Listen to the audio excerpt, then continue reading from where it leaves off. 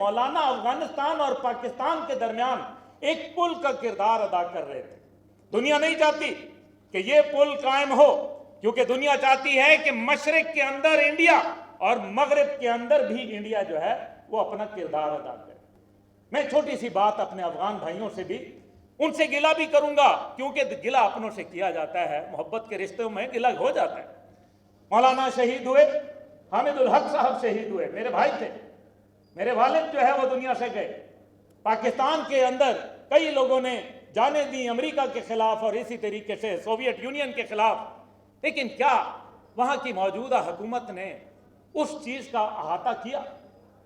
افغان حکومت نے کوئی وہاں پاکستان کے شہداء کے لیے فاتحہ خوانی کرائی؟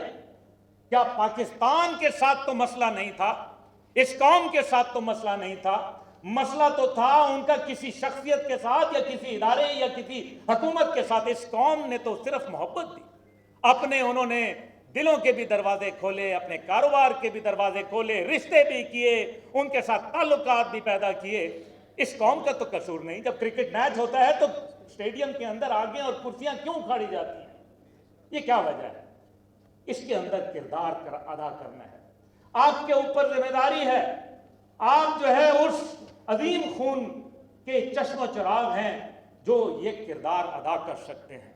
یہ ہمارے درمیان میں دوریاں عارضی ہیں۔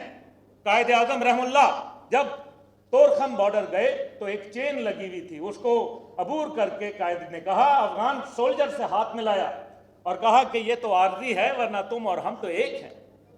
اور اس کے بعد 2642 کلومیٹر لمبا بارڈر، اس کے اوپر سوویت یونین آ کے شکست کھا گیا۔ 15 اسلامی ریاستیں وہاں، 6 اسلامی ریاستیں اور باقی دیگر ریاستیں معرض وجود میں آئیں، لیکن ایک سپاہی لگانے کی ضرورت نہیں پڑی۔ حاضرین گرامی، ہمیں یہ دیکھنا ہے کہ یہ دہشت گردی جو ہے اس کے پیچھے کہیں نہ کہیں طاغوتی قوتوں کی بو آتی ہے۔ مجھے یہ بھی معلوم ہے کہ 10 ارب ڈالر کا اسلحہ امریکہ دانستہ چھوڑ کے گیا، وہ اسلحہ ہمارے خلاف استعمال ہوتا ہے۔ آج خود یونائٹڈ نیشن کی رپورٹ موجود ہے کہ 24 دہشت گرد کی تنظیمیں جو ہیں افغانستان کے اندر پل رہی ہیں۔ تو بابا، ہم آپ سے یہ پوچھتے ہیں کہ آپ وہاں 20 سال کیا کرتے رہے؟ یہ دہشت گردی آپ ہمارے لیے چھوڑ گئے، یہ دہشت گردی کو روکنے کے لیے آپ کیا کردار ادا کرتے ہیں؟ آپ نے تو اسرائیل کی وہاں گارنٹی نہیں ہوئی، نتیجہ یہ ہوا کہ وہ جس معاہدے کو ابراہیمی معاہدہ کہا جاتا ہے وہ تو فارغ ہو گیا۔ کون سا 2 ریاستی حل؟ کس 2 ریاست کی بات کر رہے ہیں؟ کہتے ہیں کہ 1967 سے پہلے والا بارڈر جو ہے اس کے اوپر جایا جائے۔ میں یہاں آپ معززین سے سوال پوچھتا ہوں، میں یہاں اپنے زعماء سے سوال پوچھتا ہوں کہ حضور والا 1947 سے 1967 تک کیا پاکستان نے اسرائیل کو قبول کیا تھا؟ کیا کیا تھا؟ او بھائی، ہاتھ اٹھا کے کھڑا کر کے جواب دو، کیا کیا تھا؟ نہیں کیا تھا تو پھر یہ 1967 سے پہلے والا کون سا 2 ریاستی حل؟ اور پاکستان تو اس کو ناجائز ریاست کہتا ہے، مانتا ہی نہیں ہے، تسلیم ہی نہیں کرتا۔ تم کہتے ہو کہ 2 ریاستی حل، پاکستان تو 1 ریاست مانگتا ہے اور وہ ہے فلسطین کی ریاست۔ بات ختم۔ مولانا سمیع الحق کو شہید نہ کہیں، مولانا تو زندہ ہیں آج آپ کی شکل کے اندر، ہمارے دلوں کے اندر، اپنے نظریات کے ذریعے۔ مولانا جو ہیں ان کی سوچ کو کیسے روکو گے؟ سوچ کو تو نہ تم کوئی سرحد روک سکتی ہے، نہ کوئی پابندی روک سکتی ہے، یہ سوچ تو آگے بڑھے گی۔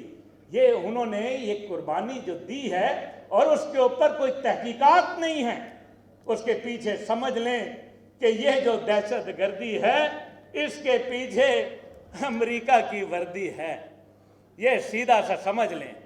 آپ دیکھ لیں، یہود و نصارہ تیرے دوست نہیں ہو سکتے۔ کفار کی بات نہیں ہوئی، یہود و نصارہ تیرے دوست نہیں ہو سکتے، تو ہم کس کے جا کے ساتھ بات کر رہے ہیں؟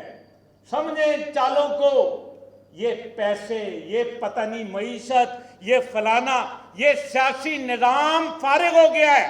اس سیاسی نظام کے ساتھ جڑے لوگ منہ کے بل گریں گے۔ ایک نیا نظام اٹھے گا، اللہ کا نظام، جس کے لیے یہ پاکستان کا قیام ہوا۔ دہشت گردی کے خلاف پوری قوم کو جو ہے سینہ سپر ہو کے کھڑا ہونا پڑے گا۔ ایک مشکل وقت آنے والا ہے آپ کے اوپر، میں ابھی آپ کو بتا رہا ہوں، لیکن ہم اگر متحد ہوئے، منظم ہوئے اور متحرک ہوئے تو ہر قسم کی مزاحمت کو جو ہے انشاءاللہ برداشت کریں گے۔